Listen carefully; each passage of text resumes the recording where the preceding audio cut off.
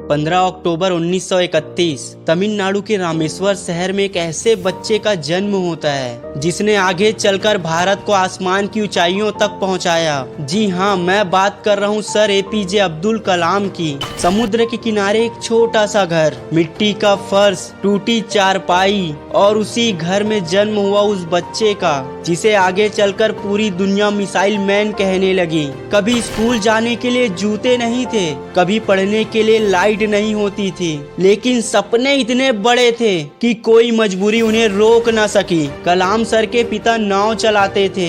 आर्थिक हालात इतने कमजोर थे कि बचपन से ही कलाम पेपर बेचने लगे ताकि घर चला सके। पर एक बात हमेशा उनके दिल में गुजरती थी, सपने वो नहीं होते जो नींद में आते हैं, सपने वो होते हैं जो आपको सोने ही नहीं देते।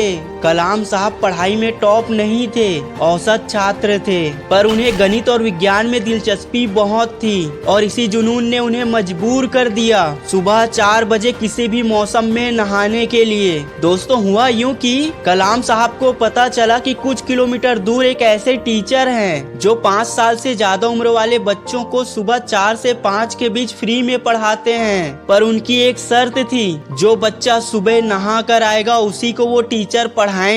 तो कलाम साहब सुबह जल्दी उठकर नहा के पैदल कई किलोमीटर चलकर पढ़ने जाते थे ताकि वो फ्री में पढ़ाई कर सके।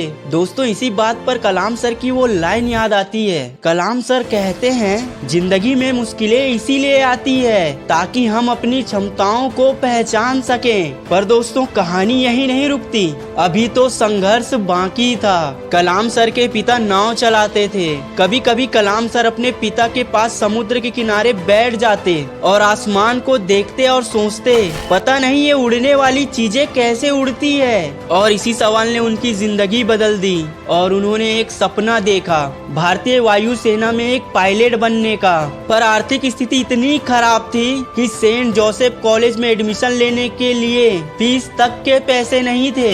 तभी उनकी बहन जोहरा ने अपने सोने के कंगन बेचकर एडमिशन की फीस जुटाई। फिर वहां से निकलकर कलाम सर MIT यानी मद्रास इंस्टीट्यूट ऑफ टेक्नोलॉजी पहुंचे। तो वहां भी उनके पास फीस के लिए पैसे नहीं थे, घर से पैसे आना मुश्किल था। उन्होंने सोचा, या तो मैं हार मान लूं या खुद को साबित कर दूं। और फिर उन्होंने खुद को साबित करना चुना और इतनी मेहनत की कि कॉलेज में उनके प्रोजेक्ट टॉप में आने लगे। कलाम साहब मानते थे, संघर्ष आपको तोड़ता नहीं, आपको गढ़ता है। इतने संघर्षों के बाद फिर आया वो दिन जो उनके असफलता का सबसे बड़ा झटका था। ISRO में उनका सबसे बड़ा संघर्ष था SLV-3 मिशन। पूरे देश की नजरें उस प्रोजेक्ट पर थी और पहला लॉन्च फेल हो गया और देश निराश हो गया। मीडिया और पूरे देश में बस एक ही सवाल चल रहा था, क्या भारत अंतरिक्ष में कभी सफल हो पाएगा? लेकिन कलाम सर शांत थे।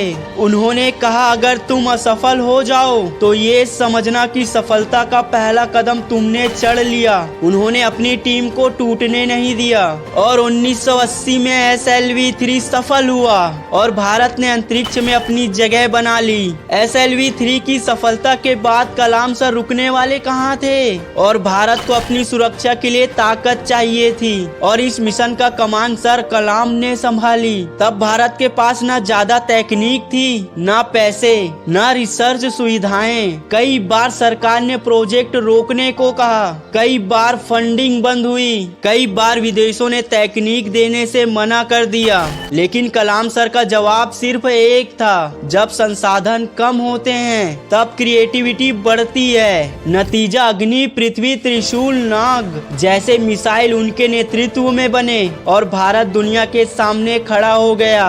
दोस्तों, कलाम साहब ने शादी नहीं की, ना परिवार बनाया, पूरी जिंदगी देश के लिए जीते रहे। उनका दर्द छिपा रहता था, लेकिन उनके शब्द बताते थे कि उनका त्याग कितना बड़ा था। वो कहते थे, मेरे पास देने के लिए सिर्फ मेरा काम है और मैं उसे ही उपहार मानता हूँ। दोस्तों, कलाम साहब राजनीति से नहीं आए थे, फिर भी जनता के दिलों में उनका ऐसा स्थान था कि 2002 में उन्हें देश का राष्ट्रपति चुना गया। उनका राष्ट्रपति भवन विलासिता की जगह नहीं था, बल्कि छात्रों, वैज्ञानिकों और सपने देखने वालों का घर था। वो कहते थे, मैं राष्ट्रपति नहीं, युवकों का दोस्त हूँ। और सच में उन्होंने भारत के हर युवा को सपना देखने का हौसला दिया।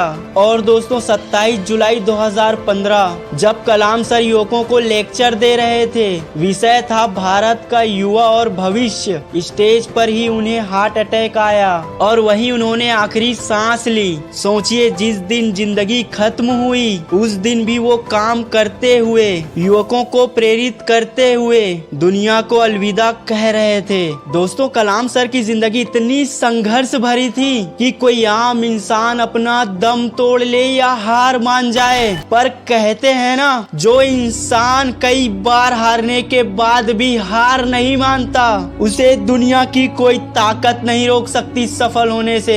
और दोस्तों अंत में मैं कलाम सर की कुछ बातें आपको बताना चाहता हूँ जो आपको और मोटिवेट करेगी अपने सपने के पीछे दौड़ने के लिए। कलाम सर कहते हैं, कभी छोटे सपने मत देखो, छोटे सपनों में ताकत नहीं होती, गरीबी बहाना नहीं है, एक चिंगारी है जो सही दिशा मिले तो दुनिया को रोशन कर देती है। और दोस्तों अगर तुम सूरज की तरह चमकना चाहते हो तो सूरज की तरह जलना पड़ेगा। संघर्ष इसीलिए आता है ताकि आप अपनी असली ताकत पहचान सकें। Failure is the first step of success. दोस्तों कलाम सर का संघर्ष हमें सिर्फ सिखाता नहीं, बदल भी देता है, क्योंकि कलाम सर कहते हैं, आपका भविष्य आपके संघर्ष में दिखता है, आपकी किस्मत में नहीं। दोस्तों मैं आशा करता हूँ कलाम सर की स्टोरी सुनने के बाद आप कभी संघर्ष से नहीं डरेंगे और कितने भी बुरी परिस्थिति क्यों ना आए, आप हार नहीं मानेंगे। और दोस्तों मैं आपसे एक रिक्वेस्ट करना चाहता हूँ कि इस वीडियो को उन हर व्यक्ति तक शेयर करें जो सर एपीजे अब्दुल कलाम की कहानी पूरी नहीं जानते। उन्हें भी पता चले कि सर एपीजे अब्दुल कलाम अपनी जिंदगी से कितना लड़े हैं, तब जाकर उन्होंने जीत हासिल की। और मैं आशा करता हूँ दोस्त ये वीडियो आपको अच्छी लगी होगी, और अगर आपको ये वीडियो थोड़ी सी भी अच्छी लगी हो तो इस वीडियो को लाइक और इस चैनल को सब्सक्राइब जरूर करें, क्योंकि मैं ऐसे ही motivation and life changing video आपके लिए लाता रहूंगा। तब तक के लिए आप आगे बढ़ते रहिए, खुश रहिए। जय हिंद, जय भारत।